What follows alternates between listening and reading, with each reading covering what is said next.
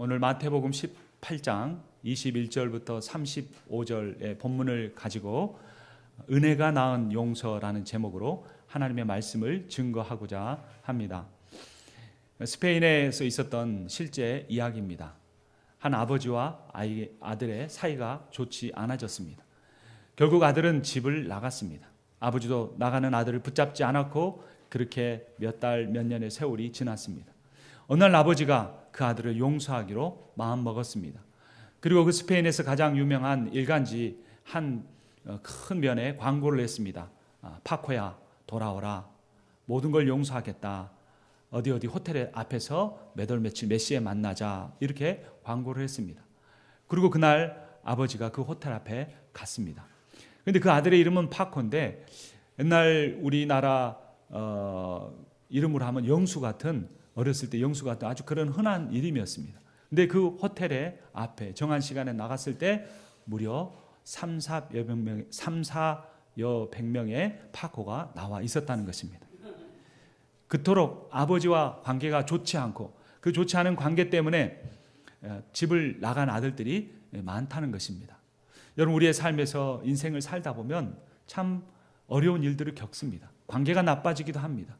그 가운데서 가장 힘든 것은 누군가를 용서하지 못한 채로 인생을 살아간다는 것입니다. 여러분, 신앙생활에 있어서 가장 중요한 것은 용서입니다. 그런데 우리는 잘못 생각하는 부분이 있습니다. 내 안에 용서하고 싶은 마음이 생겨야 용서할 수 있다고 생각하는 겁니다. 여러분, 그런 마음이 쉽게 생깁니까? 그렇지 않습니다. 용서는 용서하고자 하는 마음이 생길 때 할 수 있는 것이 아니라 내가 용서하고자 결단해야 하는 것입니다. 그래서 용서는 내 마음의 상태를 따르는 것이 아니라 내가 내 마음의 상태를 내가 선택하는 겁니다.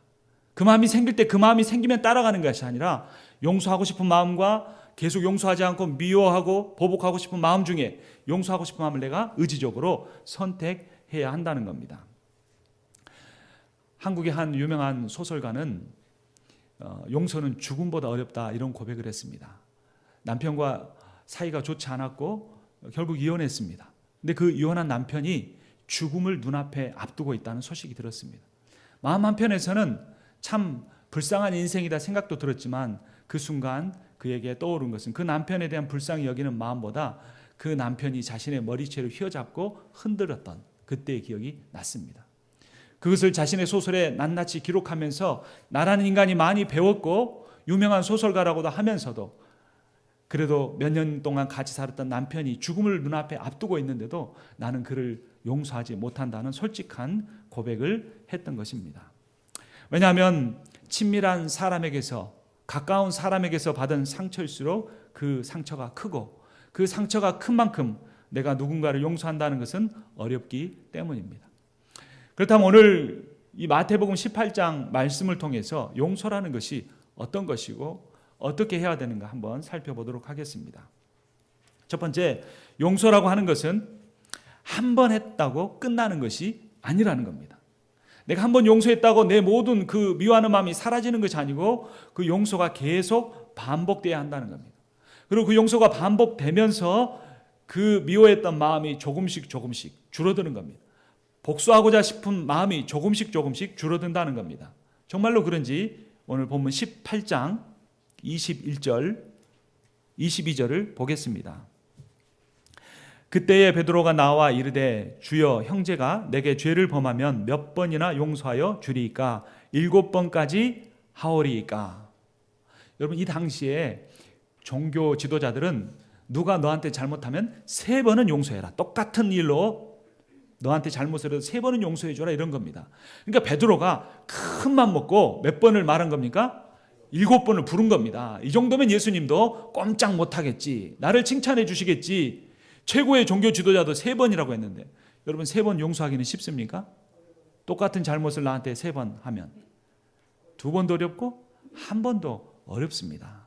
종교 지도자니까 3번을 말했는데 베드로가 예수님한테 칭찬받으려고 몇 번을 부른 겁니까? 7번을 부른 겁니다. 그때 예수님이 뭐라고 말씀하십니까? 22절 말씀 같이 읽어보겠습니다.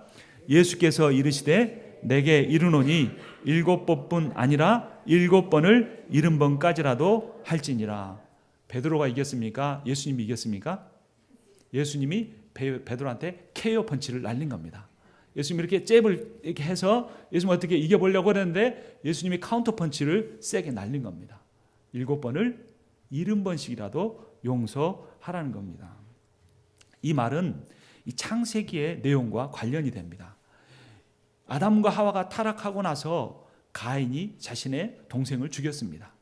그리고 나서 하나님께서 그 가인이 벌을 받지 않도록, 보복을 받지 않도록 가인에게 보복하는 자는 7배의 벌을 받으리라 이렇게 말했습니다.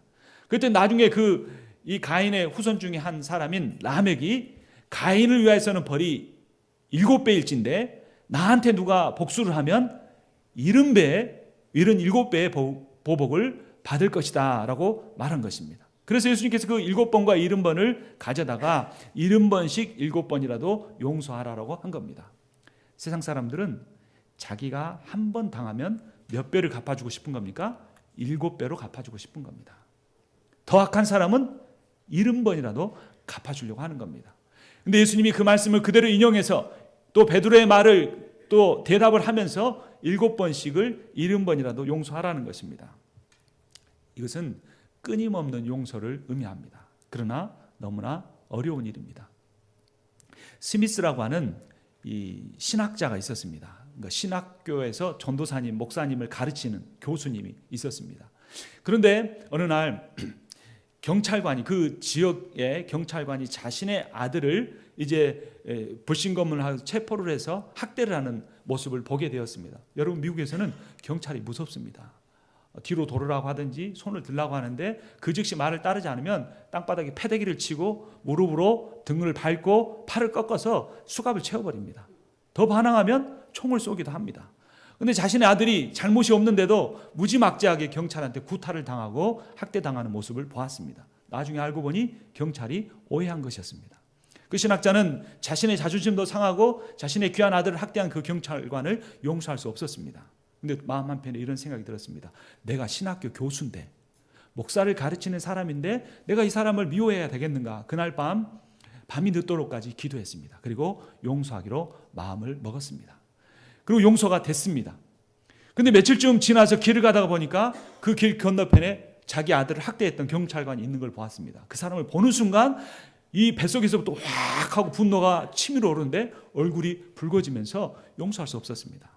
그러면서 자신에 대한 이 자격지심이 드는 겁니다. 내가 용서한 줄 알았는데 그 사람을 보니까 또 감정이 치미는 겁니다. 그래서 또 가서 이번에는 금식을 하고 기도를 한 3일 정도 했습니다. 그러니까 그 사람에 대한 이제 마음이, 분노가, 미움이 거의 없어졌습니다. 그러나 어느 날 지역 신문을 봤는데 그 경찰관이 그 계급이 강등되어 다른 지역으로 전출당했다는 말을 들으니까 얼굴이 환하게 펴지면서 10년 묵은 체중이 내려간 듯한 그런 느낌을 가졌습니다. 그러면서 그 스미스라고 하는 신학자가 용서라는 것이 이렇게 어렵구나, 한 번만에 되는 것이 아니구나라는 것을 깨달았다고 합니다. 저도 대학 생활을 하면서 신앙생활을 열심히 했습니다. 금요 기도회, 수요 예배, 주일은 아침 7시 주일학교가 시작하니까 교사하면은 6시부터 모임을 하고 아이들에게 전화하고, 그리고 대학부 예배 드리고 어른 예배 때 찬양대 서고 저녁 예배 7시에 드리면 9시쯤 끝나고 오는 그러한 신앙생활을 했습니다. 그런데 교회에서 한 선배와 갈등이 생겼습니다. 제가 회장이 되기를 원치 않았고 제 1년 선배가 회장이 되기를 원했는데 제가 되자 저를 그때부터 이렇게 어렵게 만드는 겁니다. 얼마나 괴로움을 당했는지 모릅니다. 그래도 내가 대학부 회장인데 용서해야지 했습니다. 용서가 된 줄 알았습니다. 그리고 교회에서 예배를 드리려고 어느 날 들어가는데 저쪽에 선배가 내가 가는 길에 서 있는 겁니다. 그러니까 제 감정과 생각과 전혀 상관없이 몸이 휙 돌아가지고 뺑 돌아서 가는 겁니다. 제가 무슨 생각을 한 것도 아닌데, 미워하는 감정이 생긴 것도 아닌데 제 몸은 도저히 그 선배 앞으로, 예배 직전에 그 앞을 지나칠 수가 없었던 것입니다. 여러분, 예수님께서 왜 7번씩 70번이라도 용서하라고 하셨겠습니까? 우리는 흔히 한 번 용서하면 끝나겠지, 이 한 번의 용서도 힘든데 한 번 용서하면 끝나겠지 생각하지만 그 용서가 단 한 번으로 쉽게 끝나지 않는다는 겁니다. 어떻게 합니까? 반복해야 합니다. 더 노력해야 합니다. 그러면 조금씩 미워하는 감정이나 보복하는 감정이 조금씩 줄어들게 되는 것입니다. 두 번째, 우리가 용서와 관련해서 깨달아야 할 사실은 누군가를 내가 용서하려고 하기 전에 하나님이 어떤 분인가라는 사실을 깨달아야 한다는 겁니다. 우리가 지금 누구에게 예배를 드립니까? 하나님께 예배를 드립니다. 우리는 누구에게 순종하며 살아야 합니까? 하나님께 순종하며 살아야 합니다. 그러니까 하나님이 어떤 분인가를 분명히 알아야지 내 의지로, 내 결단으로만 되는 것이 아니라는 겁니다. 다시 오늘 성경을 보겠습니다. 23절부터 25절까지 말씀입니다. 그러므로 천국은 그 종들과 결산하려 하던 어떤 임금과 같으니, 이 임금은 누구겠습니까? 하나님입니다. 그 종들은 우리들입니다. 24절, 결산할 때에 10,000달란트 빚진 자 하나를 데려오매. 25절 함께 읽겠습니다. 갚을 것이 없는지라 주인이 명하여 그 몸과 아내와 자식들과 모든 소유를 다 팔아 갚게 하라 하니. 임금이 누구라고 그랬습니까? 하나님입니다. 백성은 누구입니까? 우리입니다. 우리는 다 빚진 자입니다. 근데 우리가 어느 정도 빚을 졌습니까? 25절에 보니까 10,000달란트. 달란트는 금으로 만든 이 화폐입니다. 근데 이 1달란트는 6,000데나리온입니다. 1데나리온은 노동자가 하루에 받는 품삯입니다. 이거를 한 7만 원 정도 계산을 하면 곱하기 6,000 하면 4억 2천만 원 정도가 1달란트입니다. 근데 얼마의 달란트를 빚졌습니까? 10,000 달란트를 빚을 졌습니다. 그러니까 한국의 돈으로 치면 4조 원가량을 빚을 진 겁니다. 근데 이 사람이 어떻게 빚을 갚겠다고 이야기를 했습니까? 빚을 도저히 이 사람이 갚을 수 있는 상황입니까? 없습니까? 도저히 갚을 수 없는 상황입니다. 여러분, 우리가 읽은 23절부터 25절을 보면 하나님께서 그 빚진 자에게 빚을 갚으라고 합니까? 갚지 않아도 된다고 하십니까? 빚을 갚아야 한다고 분명하게 이야기하고 있습니다. 모든 것을 다 갚으라는 겁니다. 그 몸과 그 아내와 자식들과 모든 소유를 다 팔아 갚게 하라라는 겁니다. 여러분, 하나님께 빚진 것 있습니까? 없습니까? 다 끝난 줄 아셨죠? 다 갚으랍니다. 돈이 없는데요, 빚재라 안 됩니다. 어떻게 해서라도 갚으라고 합니까? 아내도 팔고 또 자식도 다 팔고 너 꿈쳐놓은 돈 다 꺼내놓고 내가 다 안다. 그거 다 내서 갚아라라는 겁니다. 마지막에 뭐까지 내서 갚으라고 합니까? 네 몸도 팔아서 갚으라고 합니다. 그럼 하나님은 쉽게 볼 뿐이 아닙니다. 대충 넘어갈 거라고 생각해서는 안 됩니다. 먼저 그런 빚을 갚으라고 한 하나님 앞에 우리가 직면하고 서 봐야 합니다. 내가 누군가에게 너 빚진 거 내놓으라고 하기 이전에 내가 하나님 앞에 얼마나 많은 빚을 졌는지 그 빚을 갚으라고 하는 겁니다. 여러분, 우리 아이들이 그 한글 학교에서 어머니 은혜를 불렀잖아요. 제가 휴가를 가면서 아이들이 차에서 심심하니까 노래 부르라고 하니까 한글 노래 배운 게 그거가 있으니까 노래를 불렀습니다. 그 노래 가사가 뭡니까? 나실제 괴로움 다 잊으시고 기르실제 밤낮으로 애쓰는 마음, 뭐 이렇게 나오잖아요. 진자리 마른 자리 가라앉으시고 하늘 아래 그 은혜가 다함이 없다라는 거예요. 부모에게 여러분 받은 은혜를 다 갚을 수 있습니까? 없지요. 부모에게 받은 것도 다 갚기가 어렵습니다. 그런데 우리를 이 세상에 창조하시고 우리 이 땅에 보내시고 우리를 먹이시고 우리를 입히시고 오늘까지 오게 하신 그 하나님에게 진 빚이 어느 정도나 될 거라고 생각합니까? 상상을 초월하는 액수입니다. 그래서 제가 아들한테 이제 여행 중에 그 한식집에 들렀는데 한 한식집이 얼마나 거기 한국 사람이 안 들르는지 값이 엄청나게 비쌌습니다. 라면 한 그릇에 13불이었습니다. 그러니까 그거 텍스 더하고 팁 더하면은 라면 하나가 한 15불 정도 되는 겁니다. 그래서 너 라면 한 그릇에 15불이지 엄마가 너한테 이제까지 밥 해준 거 계산해봐. 얼마나 되겠어? 계산이 안 된다고 하는 거죠. 우리가 하나님 앞에 설 날이 있습니다. 그때 하나님이 너 나에게 빚진 거 다 갚으라고 말씀하실 겁니다. 물질적인 것만은 아닙니다. 우리가 불순종한 것, 우리 영적으로 순종해야 하는데 우리 직분에 맞게 순종해야 할 그 내용들 다 하지 않은 것들 하나님이 분명히 내가 받겠다고 말씀하십니다. 예레미야서 32장 18절 주는 은혜를 천만인에게 베푸시며 아버지의 죄악을 그 후손의 품에 갚으시오니 라고 합니다. 갚으신다고 합니다. 죄악을.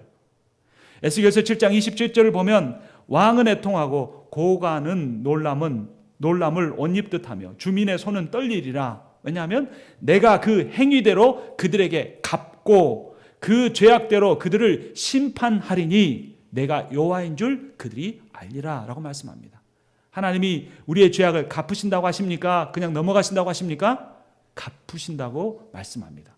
그리고 오늘 마태복음 18장에서도 네 아내도 팔고 자식도 팔고 네 몸까지 생명까지 내놔서 네가 내게 진 빚 1만 달란트 다 갚아내라라고 말씀합니다. 여러분, 기독교에서 은혜만을 말하는 것이 아닙니다.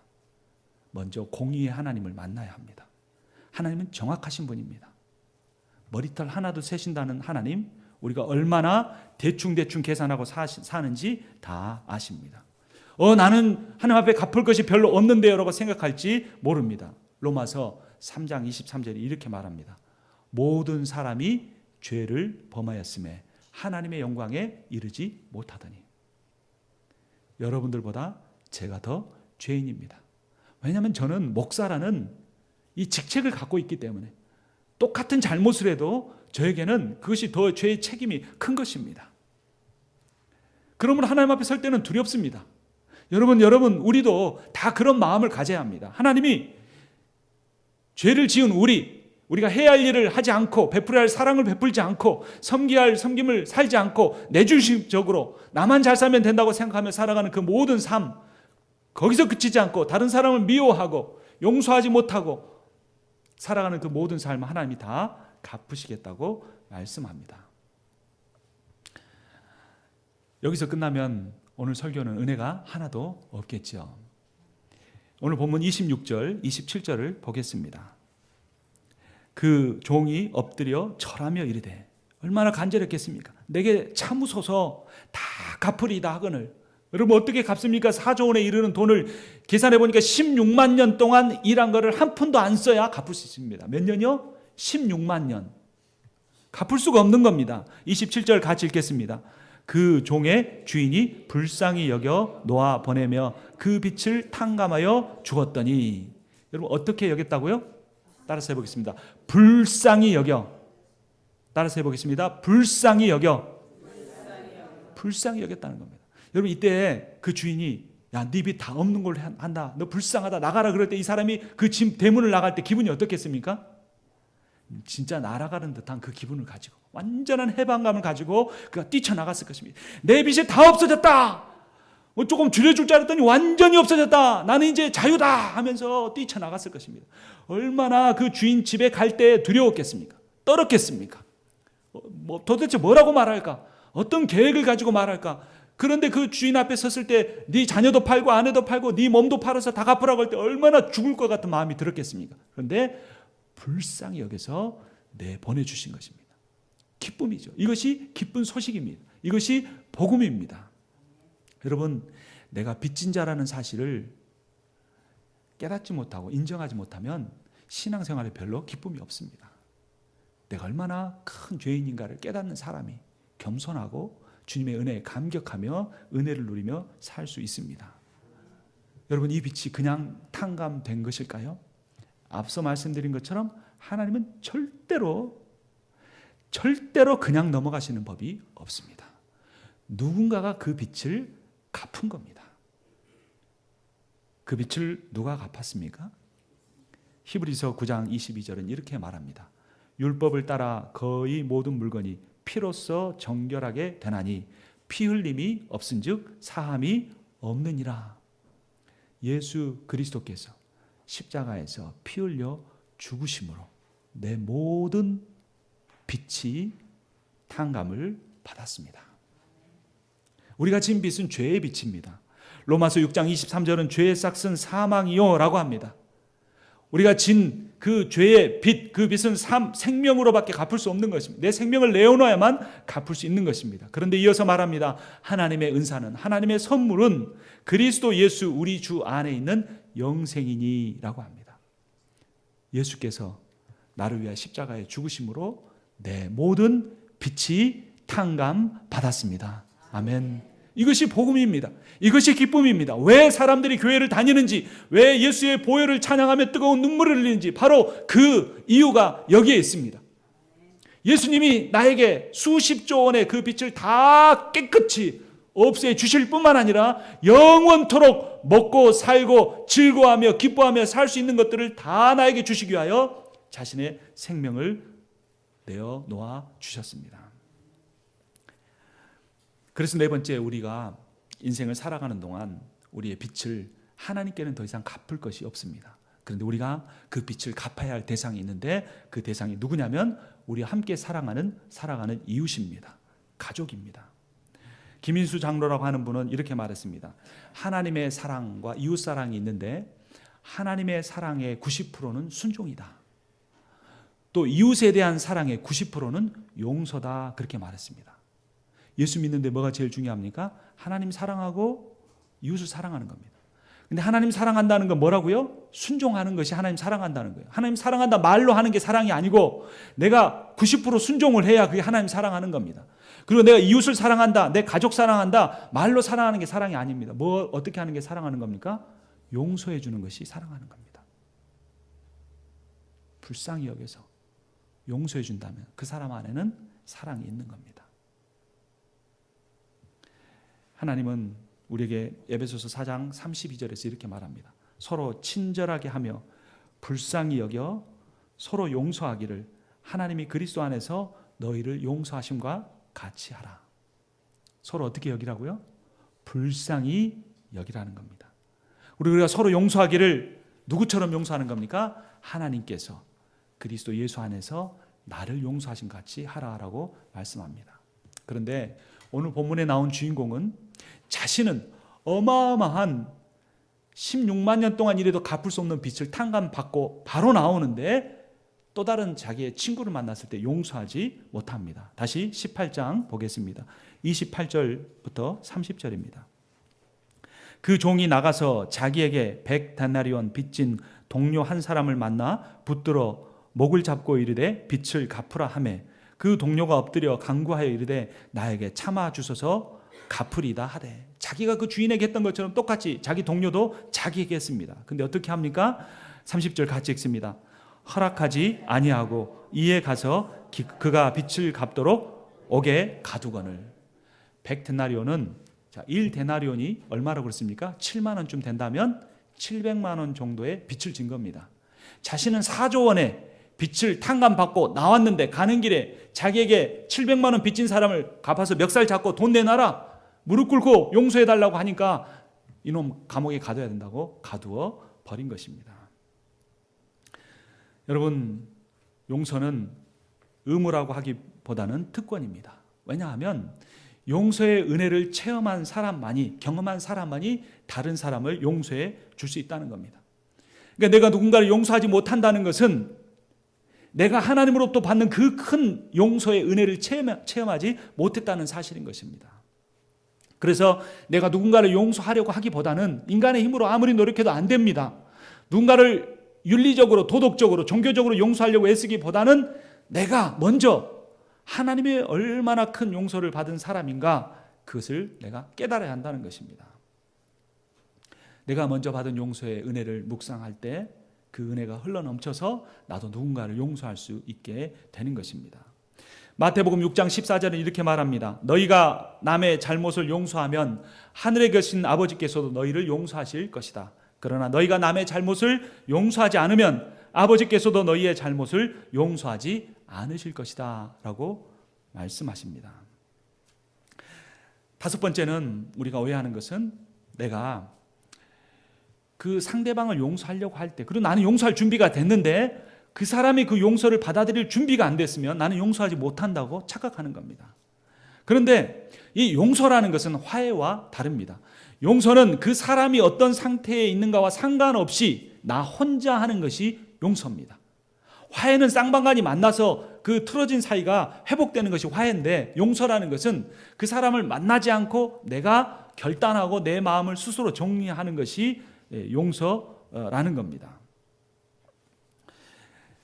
18장 돌아가 봅니다. 31절부터 그 동료들이 그것을 보고 몹시 딱하게 여겨 주인에게 가서 그 일을 다 알리니 이에 주인이 그를 불러다가 말하되 악한 종아 내가 빌기에 내가 내 빚을 전부 탕감하여 주었거늘 내가 너를 불쌍히 여긴 것 같이 너도 내 동료를 불쌍히 여김이 마땅하지 아니하냐 하고 주인이 노하여 그 빚을 다 갚도록 그를 옥졸들에게 넘기니라. 이 사람은 감옥에 몇 년 동안 갇혀 있어야 합니까? 16만 년 동안 갇혀 있어야 합니다. 근데 그 16만 년 동안 일할 수 있는 게 아니지 않습니까? 하루에 7만 원씩 벌어서 하나도 안 쓰고 갚아야 16만 년인데 감옥에 갇혀서 일을 못하기 때문에 어떻게 된 겁니까? 영원히 그 감옥에 갇혀 있어야 하는 것입니다. 아마 이 사람이 자기에게 100데나리온 빚진 사람 안 만났더라면 이런 비극도 없었을 겁니다. 근데 해필이면 빚 탕감받고 즐거워서 나오는데 딱 그 사람을 마주친 겁니다. 아마도 이 100데나리온 빚진 사람도 아마 악질적인 사람이었던 것 같습니다. 돈 꼬가고 안 갚고 무시하고 미안해하지도 않고 그렇게 자신을 무시하고 그러면 얼마나 그 돈 700만 원의 문제가 아니라 그 사람 행동 때문에 미워서 견딜 수가 없는 거죠. 그러니까 방금 큰 은혜를 경험하고 왔지만 그 사람을 만나자 옛날의 감정이 다 솟구쳐 올라와서 그 사람을 도저히 용서할 수 없었던 것입니다. 우리가 용서를 실패하는 이유가 바로 여기에 있습니다. 내가 용서하려고 하는데 그 사람이 전혀 변화가 안 되는 겁니다. 그래서 좀 미안해하는 기색이 있어야 나도 용서를 해줄 마음이 생기죠. 미안해하는 기색도 없고 잘못한 것도 인정하지도 않고 그 삶을 바꾸려 하지도 않고 나에게 잘못했다는 말도 하지 않는 그 사람을 내가 어떻게 용서할 수 있겠느냐라는 것입니다. 몇 년 전에 한국에 이 밀리앙이라고 하는 영화가 있었습니다. 거기에 한 여자가 나오는데 이 남편을 사별했는지 하고 이제 그 자기의 아들하고 딸하고 그 시골로 밀양이라고 경상도의 밀양이라는 곳으로 내려왔습니다. 그런데 그 마을 사람들에게 잘못된 소문이 퍼졌는데 저 여자가 굉장히 유산을 이렇게 가지고 이 시골로 내려왔다는 겁니다. 그러니까 그 학원 선생님 중에 한 명이 그 자기가 도박빚을 졌는데 그 빚을 갚기 위해서 그 딸을 유괴를 해갑니다. 그래서 그 돈을 내놓으라고 하는데 통장에는 딸랑 700만 원밖에 없었습니다. 나 돈 없다 사정하는데 이제 뭐 서로 말이 오고 가다가 그럼 그 돈이라 내놔라 하는데 그 돈을 줬습니다. 돈을 받고는 그 아이를 풀어주면 자기 얼굴을 봤으니까 자기가 잡힐까봐 그 아이를 죽여서 그 냇가에 버려버렸습니다. 그리고 그 아이의 시체를 발견했고 그 여인은 이제 마지막 딸 하나 의지하고 살려고 내려왔는데 그 딸이 자기 재산 다 줬는데도 그 범인이 자기 딸을 죽이니까 세상이 끝장이 난 겁니다. 하루하루가 괴롭고 사는 것이 죽는 것보다도 힘든 그 나라를 보내다가 어느 날 길을 가는데 부흥회, 교회에서 부흥 집회한다는 그게 벽보가 붙어있는 걸 봤습니다. 그리고 가서 처음에는 마음이 열리지 않고 있다가 같이 막 통성 기도를 하는데 그래도 멍하니 있는데 그 부흥 강사 목사님이 와서 머리 안수를 해주고 기도를 하는데 갑자기 방언이 터졌습니다. 그리고 그때부터 이제 변화되어 가지고 구역 예배 나오고 기도회를 하고 그러면서 하나님이 나를 사랑하신다는 사실을 깨달았습니다. 그리고 이제부터 내가 그 사람 용서하지 못하면 나만 괴로우니까 용서해야지 그런 생각을 했습니다. 그리고 어느 날 그런 마음이 생겼습니다. 내 딸을 죽인 범인 이제 감옥에서 계속 살아야 되는데 내가 용서를 나도 체험했으니까 그 사람 용서하러 가야지 하고 그 사람을 갔습니다. 그리고 가서 이제 그 면회를 하는데 자기가 하나님을 믿게 됐고 하나님이 나를 사랑하신다는 걸 알게 됐는데 당신도 참 불쌍한 인상인데 하나님을 믿으시라고 그렇게 말을 했습니다. 그러자 그 사람이 처음부터 얼굴 표정이 평안해 보였습니다. 그러면서 주의 어머니도 하나님을 만나셨군요. 저도 이곳에 와서 하나님을 만나게 되었습니다. 그리고 제가 얼마나 나쁜 놈인지 알게 되었고 제가 하나님 앞에 회개를 했습니다. 그래서 하나님으로부터 모든 죄를 용서받았습니다. 이렇게 말했습니다. 그러니까 그때 그 주의 어머니는 하늘이 노래지고 캄캄해지는 걸 느꼈습니다. 그 시내라는 여인은 뭐하러 온 것입니까? 그 범인을 용서해 주러 왔습니다. 그런데 그 사람은 이미 자기가 하나님 앞에 용서받았다고 말하는 겁니다. 여러분 우리가 인생을 살면서 착각하는 것은 뭐냐면 하나님으로부터 용서받으면 끝난다고 생각하는 겁니다. 그렇지 않습니다. 자기가 다른 사람의 피해를 입혔으면 용서를 구해야죠. 피해를 입혔으면 그것을 갚아야죠. 그게 용서를 구해야죠. 근데 그 살인범은 하나님을 만났다고 하면서 내가 하나님 앞에 용서받았습니다. 나 평안하게 살고 있습니다. 자기가 그 딸을 죽인 그 딸의 어미가 와 있는데 무릎을 꿇고 눈물을 흘리면서 사죄를 해야 되는데 그렇게 하지 않은 겁니다. 그래서 그 여인은 감옥에서 나와서 길을 가다가 주차장에서만 쓰러지고 말았습니다. 그 뒤로 나는 그런 하나님을 믿지 않겠다. 내가 용서하지 않았는데 어떻게 하나님이 그 사람을 용서할 수 있겠는가라는 것이었습니다. 이건 실제로 한 유명한 소설가 쓴 소설을 영화로 만든 것입니다. 그것은 이 기독교의 어떤 내용들을 약간 좋지 않은 면에서 묘사한 것입니다. 기독교의 본질이 아니라 잘못된 신앙생활하는 사람의 모습인 겁니다. 그 범인이 문제지만 그 신내라는 한 여인에게도 있어서 그가 잘못 알았던 것은 무엇이냐면 용서라는 것을 그 사람을 만나서 하려고 했던 것입니다. 여러분, 사람은 안 바뀝니다. 아무리 큰 잘못을 해도 내가 느끼는 만큼의 그 고통을 줬다는 사실을 그 사람은 모릅니다. 그리고 자기가 잘못됐다고 말하는 것도 형식적일 때가 많고, 그렇기 때문에 내가 그 사람을 만나서 어떻게 해결해서 내가 용서하려고 하면 그 용서가 제대로 될 수 없는 것입니다. 여러분, 용서는 나에게 잘못을 한 그 사람을 위해서 하는 것이 아니라 그 사람의 잘못으로 인한 고통을 겪는 나를 위해서 하는 것입니다. 용서하지 못하면 그 사람을 괴롭게 하는 것이 아니라 나만 괴로운 것입니다. 그래서 내가 누군가를 용서하지 못하고 미워하는 마음을 가지고 살아가는 것은 내 미래를 향하여 나아가는 유일한 다리를 무너뜨려 버리는 것이다 라고 한 사람은 표현을 했습니다. 내가 그 사람을 용서하지 못함으로 그 사람을 괴롭게 하는 것이 아니라 내 인생에 건너가야 할 미래의 다리를 허물어뜨려 버리는 것이 된다는 겁니다. 용서는 화해가 아닙니다. 화해는 상대와의 관계를 회복하는 것이고, 용서는 나 혼자 하는 것입니다. 용서는 그 사람이 나에게 행한 모든 일들을 없었던 것으로 하는 것이 아니라 그가 나에게 준 고통을 현실로 받아들이자고 결단하는 것입니다. 마지막 성경 내용을 보겠습니다. 오늘 본문 18장 35절입니다. 우리 한 목소리로 읽겠습니다. 너희가 각각 마음으로부터 형제를 용서하지 아니하면 나의 하늘 아버지께서도 너희에게 이와 같이 하시리라. 아멘. 우리가 누군가를 용서하지 못하면 하나님도 우리를 용서하지 않으신다고 말씀하십니다. 그런데 이 이야기는 처음 오늘 이 본문의 이야기의 첫 스토리와 연결해서 보아야 합니다. 1만 달란트 빚진 사람에게 네가 100데나리온 빚진 사람의 빚을 탕감해 주고 오면 내가 1만 달란트를 내가 탕감해 주겠다고 말했습니까? 아니면 먼저 1만 달란트의 빚을 탕감해 주었습니까? 1만 달란트의 빚을 먼저 탕감해 주었습니다. 그러니까 용서라는 것은 내 스스로의 힘으로는 도저히 할 수 없는 것입니다. 이것은 온전히 신의 영역에 속한 것입니다. 하나님만이 하실 수 있는 거라는 겁니다.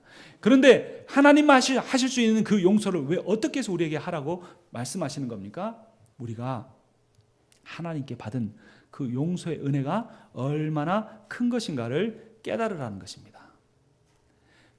하나님은 우리로 하여금 우리가 행한 동일한 잘못을 7번씩 70번씩 한 것까지라도 용서하라고 하시는 것이 아니라 내가 그렇게 너희를 용서했다고 말씀하십니다. 나의 연약함, 나의 불순종, 나의 악함, 나의 어리석음, 나의 미련함, 나의 게으름, 그 모든 것을 하나님이 용서하셨습니다. 그 모든 죄값을 우리 주 예수 그리스도가 골고다 언덕에서 십자가에서 지고 죽으셨습니다. 그러면 오직 용서는 십자가의 은혜로부터만 흘러나오는 것입니다. 그래서 오늘 설교의 제목이 은혜가 낳은 용서입니다. 여러분, 용서하고 싶은 마음이, 감정이 생기지 않아도 우리가 용서하기로 결단해야 합니다. 우리의 감정이 단 한 번만으로 정리되지 않으므로 여러 번 반복해서 용서해야 합니다. 그리고 용서가 너무나 죽는 것보다 더 어렵기 때문에 용서 못한 자신을 십자가로 날마다 이끌고 나아가야 합니다. 박종우 씨는 한 복음성가에서 이런 하나님의 은혜를 찬양합니다. 나를 지으신 이가 하나님, 나를 부르신 이가 하나님, 나를 보내신 이도 하나님, 나의 나된 것은 하나님의 은혜라. 나의 달려갈 길 다 가도록, 나의 마지막 호흡 다 하도록 나로 그 십자가 품게 하시니 나의 나된 것은 다 하나님 은혜라. 한량 없는 은혜, 갚을 길 없는 은혜, 내 삶을 애워싸는 하나님의 은혜, 나 주저함 없이 그 땅을 밟음도 나를 붙드시는 하나님의 은혜. 이번 한 주간을 살아가면서 나를 사랑하시고 나를 이 세상의 어떤 존재보다도 존귀하게 여기시고 보배롭게 여기시고 나를 위한 놀라운 계획을 가지고 계신 하나님의 은혜에 쌓여 살아가시는 여러분이 되기를 주님의 이름으로 축원합니다. 그리고 그 하나님의 은혜 때문에 내 힘으로 할 수 없지만 그 십자가의 은혜의 힘에 의해서 내가 용서하지 못한 사람 용서하고, 다 그 사람을 위해서, 나 자신을 위해서 용서하고 온전한 자유와 기쁨을 누리며 살아가시는 여러분과 제가 되기를 주님의 이름으로 축원합니다. 기도하겠습니다.